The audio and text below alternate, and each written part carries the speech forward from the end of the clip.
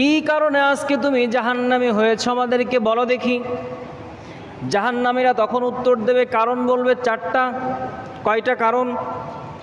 চারটা কারণ বলবে। এক নাম্বার কারণ হলো ক্বালু লাম নাকু মিনাল মুসাল্লিন, আল্লাহ রাব্বুল আলামিন আমাদের উপরে 5 ওয়াক্ত নামাজকে ফরজ করেছিলেন, এই 5 ওয়াক্ত নামাজের ব্যাপারে আমি যত্নশীল ছিলাম না, উদাসীন ছিলাম।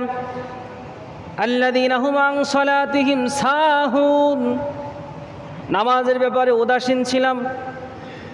ফজর চলে যায়, জোহর যায়, আসর, মাগরিব, এশা কোন দিক দিয়ে চলে যায় আমার কোনো খোঁজ খবর নাই।